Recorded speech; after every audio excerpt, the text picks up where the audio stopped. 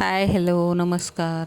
माणूस कितीही मोठा झाला तरी त्याच्या आत एक कोपरा नेहमीच रिकामा असतो. आपण आयुष्यभर अपेक्षांचा आणि कर्तव्यांच्या मागे इतके धावत राहतो की आपल्याला निमूटपणे थांबलेल्या माणसांना गृहीत धरू लागतो. त्यांच्यावर आपण प्रेम करतो. त्यांना ते वेळेत सांगणं गरजेचं असतं.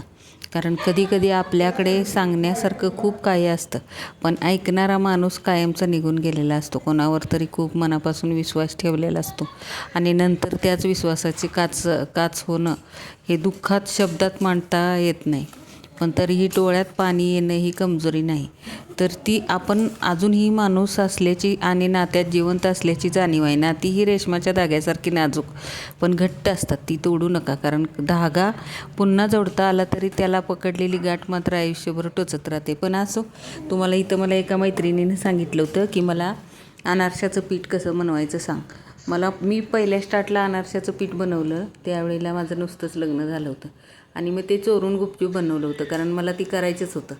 पण त्याची अनारशी जमली नाही आणि ते फक्त चेचून चाळणीनं म्हणजे चुकीची झाली प्रक्रिया आणि त्याची अनारशी आली नाही. मग मी ते चोरूनच टाकून दिले एका गटारात. त्यावेळेला तशी चूक झाली. एक वाटीभर पीठ मी गुपचूप टाकून दिलं, कारण सासूर अशी नव्हते. त्याच्यानंतर एक 10-20 वर्षांनी ना परत एकदा मला अनारशाचं पीठ मला करून बघायचंच होतं. एका बाईला विचारलं तर तिनं मला इतकं नीटपणे सांगितलं नाही.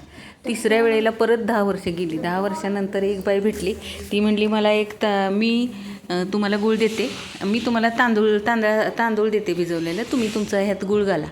आणि तिनं माझ्यासमोर ती रेसिपी कशी करायची होती ती केली. मग तिचं पीठ आणि ती कसं बनवते हे माझ्या डोक्यात घेतलं. मग त्यावेळेला तुम्हाला आता सांगते खरं काय तर 3 दिवस तांदूळ पूर्ण भिजत घातले, पेपरवर चांगले सुकवले नितळून घेऊन. आणि ते जर आपल्याकडं जर घरघंटीची गिरण असली तर त्याच्यात किंवा मिक्सरवर एकदम बारीक पीठ दळून घेतलं सुकलेल्या तांदळाचं. आणि जो कराडी गूळ मिळतो ना, चिकट असतो तो पिवळ्या रंगाचा, तर त्या पिवळ्या रंगाचा गूळ घ्यायचा. का तर कधी किंवा चॉकलेटी रंगाचा चिकट गूळ मिळतो ना आपला डीमार्टवाला, तर तो घ्यायचा. किसून घेऊन जेवढा तांदळाच्या पिठात बसेल तेवढासाच टाकायचा चेचून. कमी कधी आपल्याला गोड कमी लागत असलं ना तर कमी टाकायचा गूळ. आणि मग एकदम मिक्स करून असं उन्हाळ्याच्या वगैरे उबदार वातावरणात ते पीठ चांगलं मुरलं जातं. आणि मुरलं की मग हे असे पहिल्यांदा ट्राय करण्यासाठी मी ही छोटीशी एखादी गोळी विरघळते का तेलात, आपलं पीठ कसं झालं आहे हे बघण्यासाठी मी इथं कढईत ठेवलं आहे. छोटी एक गोळी तळून बघितली तर ती विरघळली नाही आणि चांगले अनारसे होतील असं मला पटलं.